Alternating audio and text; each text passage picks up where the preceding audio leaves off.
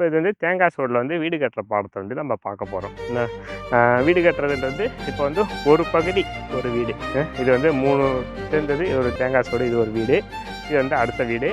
காலடியை வந்து எடுத்து வைக்கிறது வந்து எப்படின்னு நம்ம பார்த்தோம். இந்த கம்பில் எப்படி செய்ய போகிறோன்றதை நம்ம பார்ப்போம்.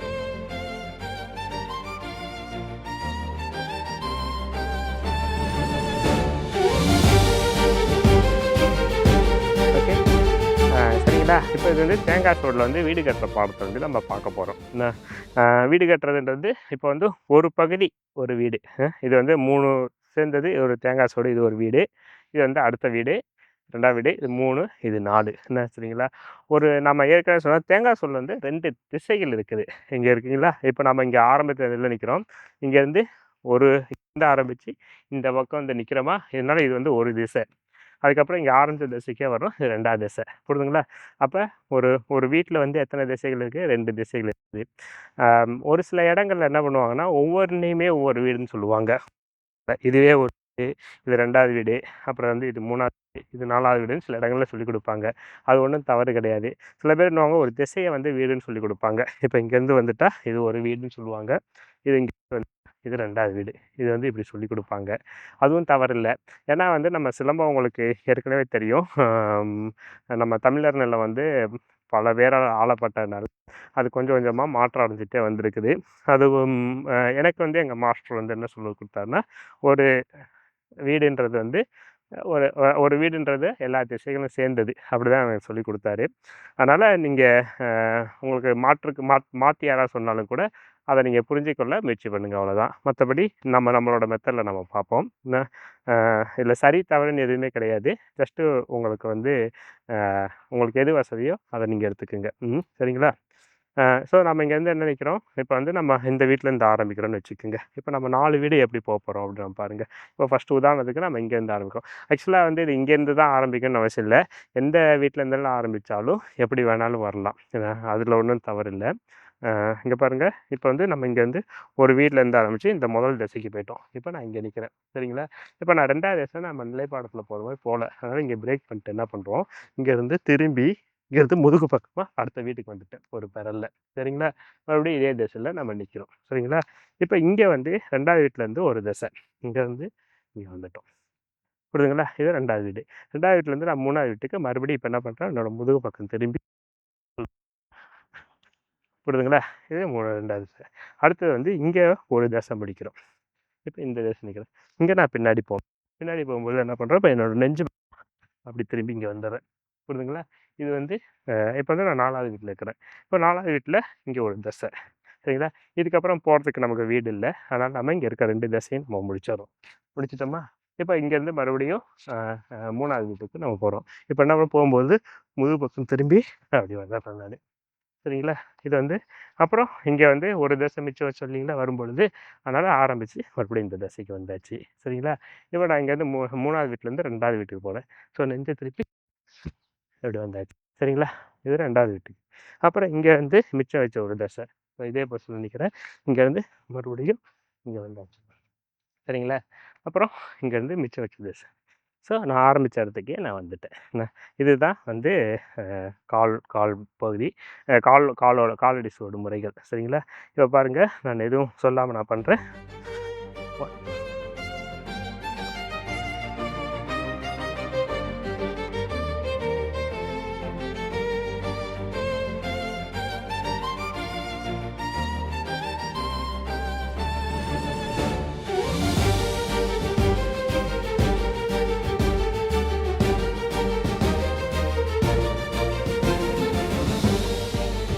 புரியுதுங்களா?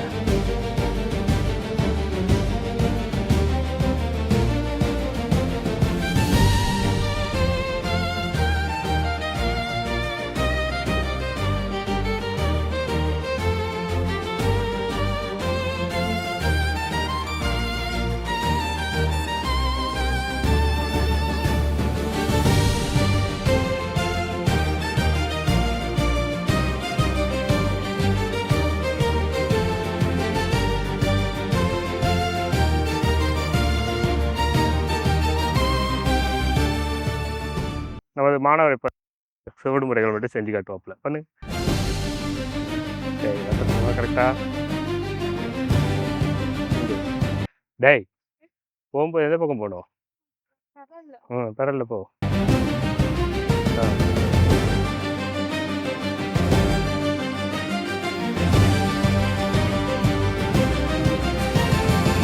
வட்டத்துக்கு கரெக்டா வா. நீங்க வந்து பொதுவா வட்டத்தை பார்த்து வரணும். அதுக்கு தான் அந்த வட்டம் போறது. உங்களுக்கு பயிற்சி வந்து உங்களுக்கு அப்பதான் சரியா வரும். நீங்க தலைய ஆரம்பத்துல பயிற்சி பண்ணும்போது குனிஞ்சு பார்த்துக்கணும். சரியா பண்ணு ஓகே? கரெக்டா வட்டத்துக்கு போடா. ம். டேய், போன வாட்டி பண்ண அதே தப்ப ஏன் இப்ப பண்ற? போகும்போது பெரல்ல தான் போணும். அப்ப ஏன் கரெக்டா அதே தப்பு பண்ற? திரும்பு பெரல்ல போ. திரும்பி பாரு ஃபர்ஸ்ட்டு.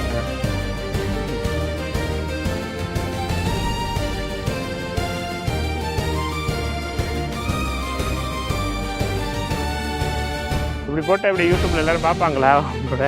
ஏன்டா? என்ன பண்றான் அந்த பையன் நினைக்க மாட்டாங்களா? சரியா போடு. இப்போ அடுத்து. அ இது.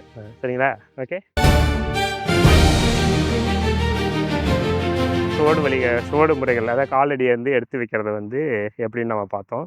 இந்த சுவடுகளுக்குமே பல பேர்கள் உண்டு. சுவடு, அடவு, பாதம், தடவரிசை, என்ன இந்த மாதிரி பல பெயர்கள் வந்து சுவடுக்கும் உண்டு. ஒவ்வொரு இடங்கள்லையும் அதுவும் ஒவ்வொரு மாதிரி சொல்லுவாங்க. நம்ம சுவடுன்னு சொல்கிறோம் நம்ம. சரிங்களா? ஸோ இப்போ நம்ம என்ன பண்ணுறோம், நம்மளோட கால் இங்கே இருக்குது, இங்கே நிற்கிறோம், கம்பை வந்து பிடிச்சிருக்கிறோம். ஸோ என்ன பண்ணுறோம், வந்து கால் எடுத்து வைக்கிறோம், ஒன்றாம் படம் சுற்றுறோம், மேல் சுற்று. அடுத்தது வந்து இங்கே கீழ் சுற்றுறோம். சரிங்களா? இப்போ என்ன பண்ணுறோம், கம்பு இங்கே நிற்குதா, இங்கேருந்து அப்படியே திரும்புகிறோம். இப்போ இங்கே ஒரு பெரல்ல இப்போ 2ஆம் படம் இங்கே சுற்றுறோம், கீழ் சுற்று. அப்புறம் இங்கே 1ஆம் படம், 2ஆம் படம். புரியுதுங்களா? இப்போ அப்படியே பெரல் இங்கே சுற்றுறோம். அடுத்தது இங்கே 1ஆம் படம், இங்கே 2ஆம் படம் கீழ் சுற்று. அப்புறம் இங்கேருந்து திரும்பி இங்கே வரும். அடுத்தது 1 2. சரிங்களா? அதே போல் 1 2. சரிங்களா? இப்போ இங்கேருந்து வந்தோடனே அடுத்தது 1 2 1 2.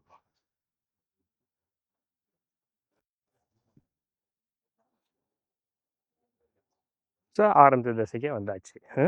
இப்போ பாருங்கள், இதை குயிக்காக செய்கிறேன்.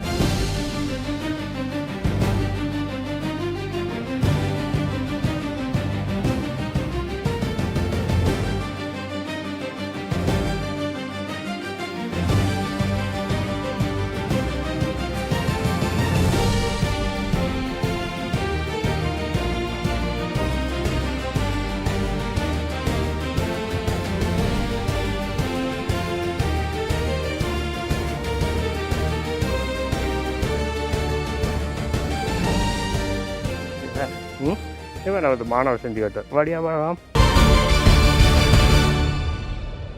பொண்ணு நம்ம சுத்து.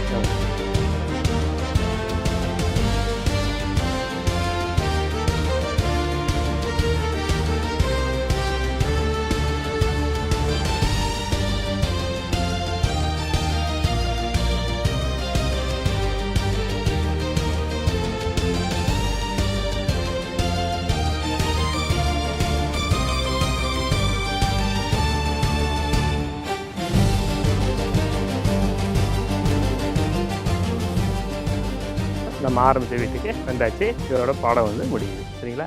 பயிற்சி பண்ணி பாருங்கள்.